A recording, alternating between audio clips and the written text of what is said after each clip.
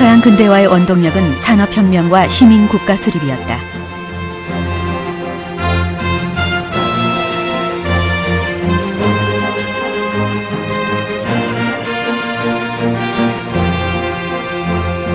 시민혁명을 대표하는 프랑스 대혁명은 신과 절대 전제군주로부터 개인의 권리를 보장받는 계기가 됐다.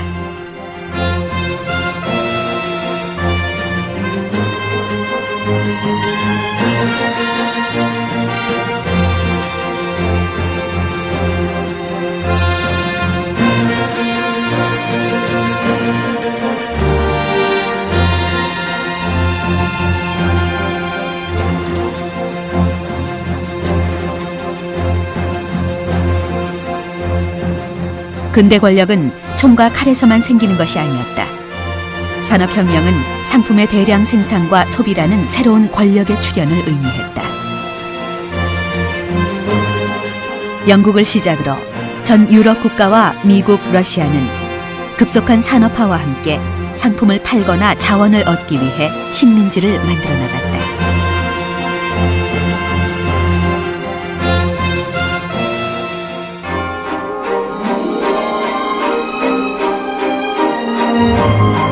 서양 제국주의의 식민지 침략은 경제적인 것뿐만 아니라 문화적, 정치적 지배를 포함하고 있었다.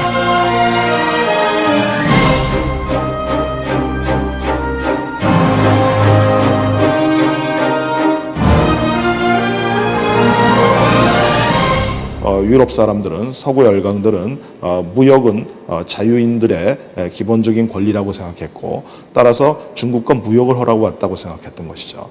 이 두 개의 서로 다른 그 개념이 충돌하면서 결국은 아편 전쟁으로 하는 것이 일어나게 됩니다. 19세기 초 세계 최강의 황제 나라로 자부했던 중국은 서양을 열등한 나라로 인식했다.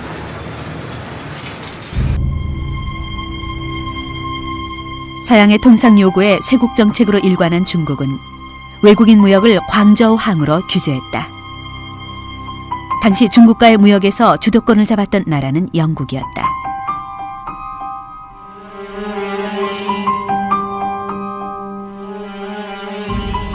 영국 동인도 회사는 광저우항을 통해 중국의 아편을 팔고 그 대금으로 중국에서 비단과 차를 사들였다. 그러자 중국은 영국의 아편을 팔지 못하게 막았고, 중국 시장을 광저우 하나만으로 만족하지 못했던 영국은 무역항을 늘릴 기회로 이를 이용했다. 영국은 함선 48척과 4,000명의 병력을 이끌고 부도덕한 아편 전쟁을 일으켰다. 영국이 양쯔강을 넘어 난징까지 침략하자 중국은 관세조차 받지 않겠다는 조건으로 항복하고 말았다. 아편 전쟁은 동양이 서양해진 최초의 전쟁으로 이후 중국은 종이 호랑이가 돼버렸다. 영국의 횡포를 막을 수 없게 된 중국은 이제의 책략을 써서 영국을 견제할 심산으로 옥외항 무역권을 프랑스와 미국에게 허락해주다. 1842년 남경 지역에서 그 양보한 옥외항을 갖다가 불란서하고 미국에게 1844년에 각각 조약을 맺어서 똑같은 옥외항 무역권을 갖다가 줍니다.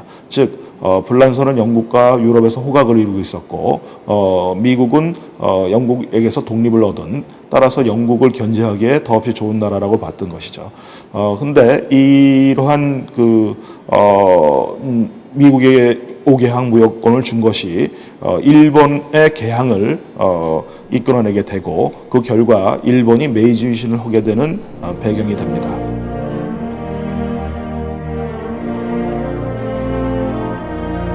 일본은 근대화에 유리한 지역적 조건을 갖고 있었다.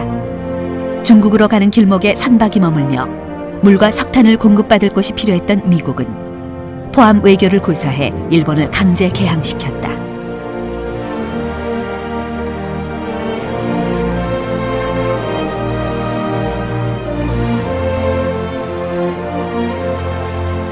(1853년) 네 척의 흑선을 이끌고 일본에 온 미국의 페리 제독은 무력 시위를 통해 막부를 굴복시켰다.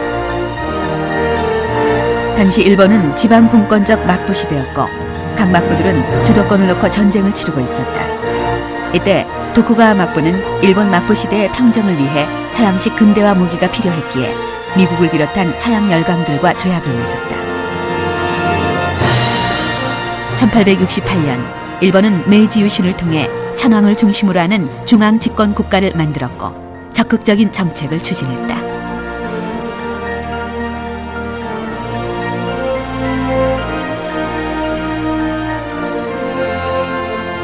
일본의 근대화 속도는 빨랐다. 서양식 제도가 도입되고 근대식 학교와 병원이 만들어졌다.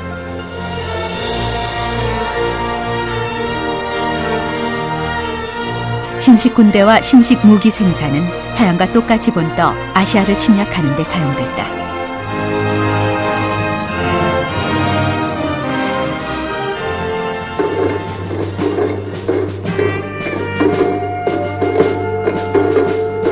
한편 중국은 아편전쟁 이후 두 번째 전쟁인 에로우호 전쟁을 치르고 나서야 서양 열강의 힘을 깨달았다. 1860년 베이징이 영불 연합군의 군화발에 짓밟히는 수모를 겪은 중국은 마침내 양무운동을 일으켜 서양의 근대화된 기술을 받아들이기 시작했다.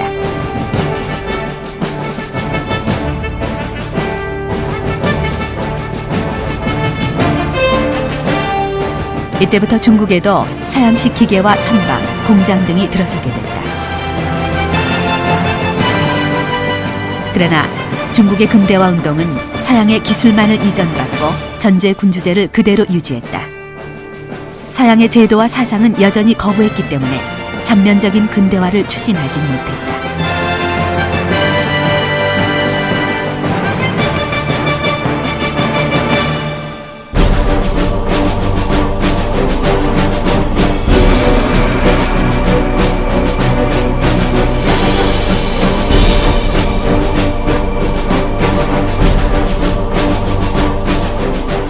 서양의 아시아 침략에 한국도 예외가 아니었다. 1860년대부터 미국, 프랑스 등 서양 강대국들의 침략이 시작됐다. 흥선대원군은 쇄국 정책을 통해 왕조를 지키고 서양 세력의 침략을 막고자 했다.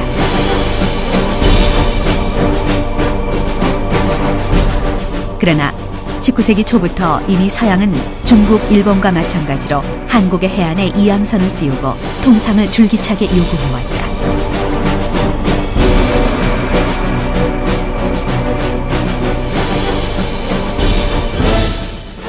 (1866년의) 병인양요는 프랑스 함대가 강화도를 한 달간 점령한 전투로 흥선대원군이 천주교를 박해했다는 것이 이유였다.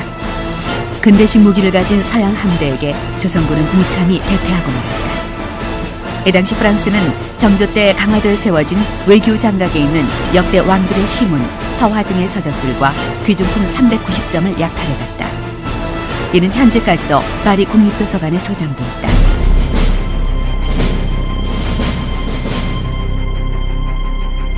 (1866년에) 병인양요는 양원수 부대가 강화도의 정족산성을 점령한 후 매복작전으로 프랑스 함대를 몰아냈다.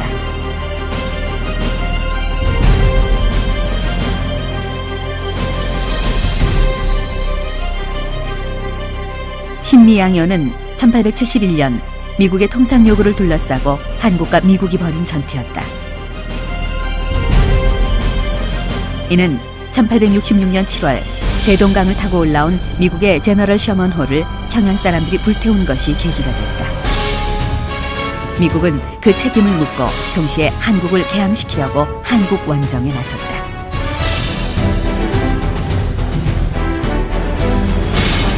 (1871년) 미국은 군함 5척으로 강화도를 공격하고 초지진을 점령했다.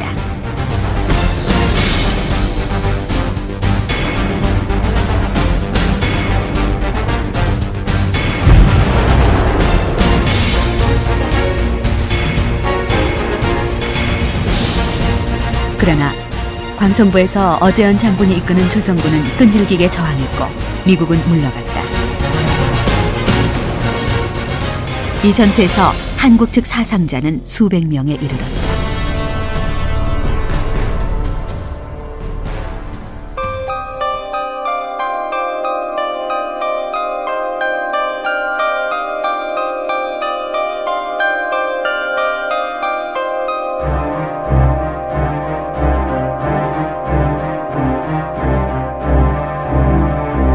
1830년대부터 1860년까지 한국은 서양 세력에 의해 끊임없는 침략을 받았고 이에 따른 피해도 막대했다.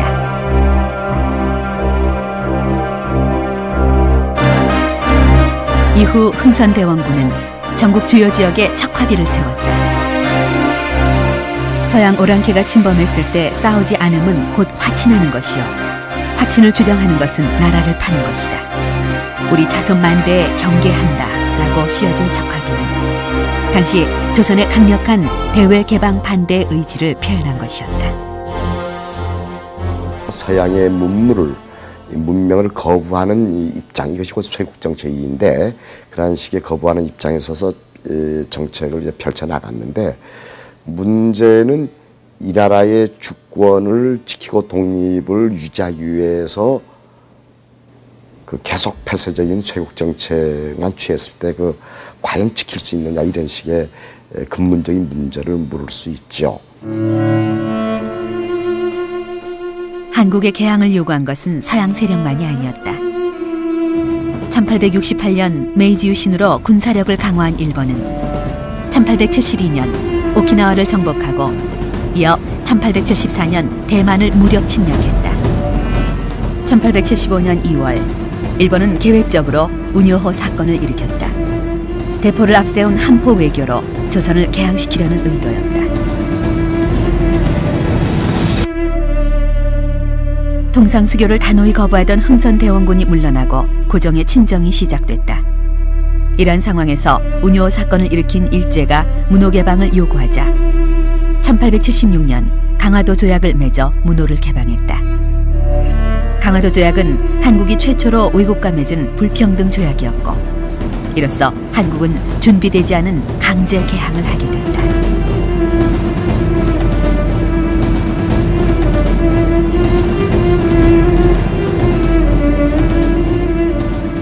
일단 우리는 이제 일본을 통해서 이제 서양과 접촉을 하기 시작하는데, 이른바 그것이 강화도 수요 조약이었죠.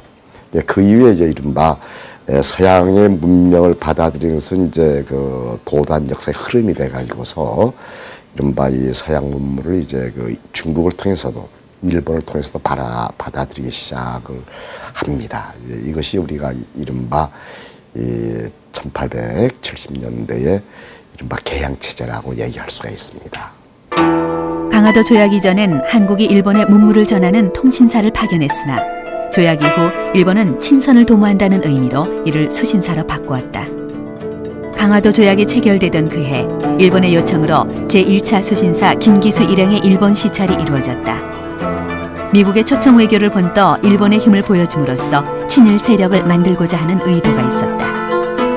1880년 김홍집을 중심으로 하는 제2차 수신사가 일본에 보내졌다. 일본에 주재하고 있던 중국 참찬관 황순원이 지은 조선 책략은 대내적으로 부국강병 정책과 대외적으로 세력 균형 정책을 행해야만 살아남을 수 있다는 내용이었다. 조선을 가장 지금 호시탐탐 노리고 있는 나라가 러시아라고 하는 나라가 있는데, 이 나라를 막는 게 급선무다. 이 나라를 막기 위해서는 균세책을 써야 된다. 세력 균형, 즉 미국과 연합하고 연미국, 친중국, 결일본 할 것을 제기합니다.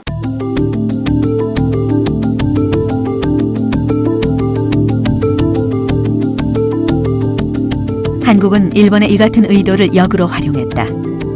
조사 시찰단을 파견해 일본의 근대화 정책을 조사했고, 중국에는 영선사라는 이름으로 시찰을 보내 근대 무기 제조와 군사 제도를 배워오게 했다.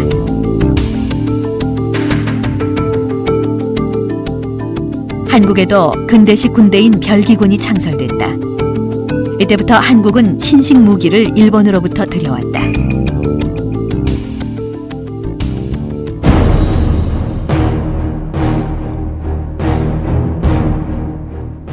1884년 우정국은 일본, 영국, 홍콩 등 외국과의 우편물 교환 협정을 체결했다.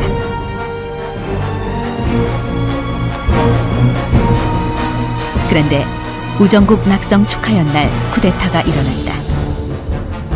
일본의 의지에 근대화를 이룩하고자 했던 급진 개화파들이 정변을 일으킨 것이다. 갑신정변은 3일 만에 끝나고 말았다.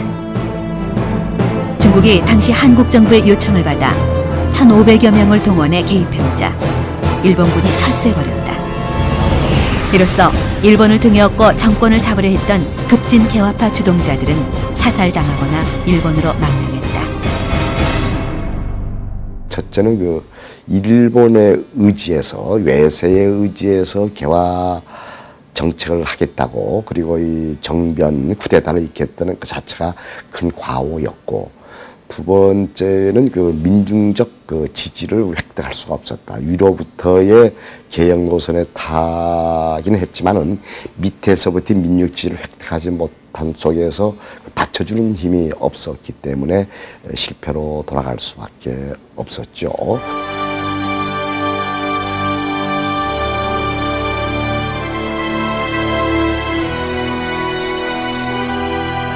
급진 개화파들은 입헌 군주제를 통한 근대국가 수립을 지향했지만 일본을 의지했고 주체적 역량이 부족하자 일본의 영향에 의존하고자 했다. 그러나 일본군이 갑자기 철수함에 따라 개화파들은 3일 천하로 끝나고 말았다.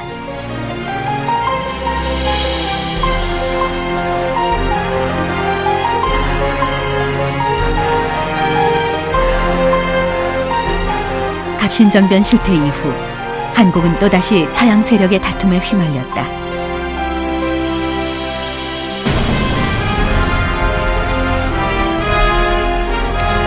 영국은 러시아의 조선 진출을 막는다는 핑계로 거문도를 점령하고 영국 국기를 개양했다.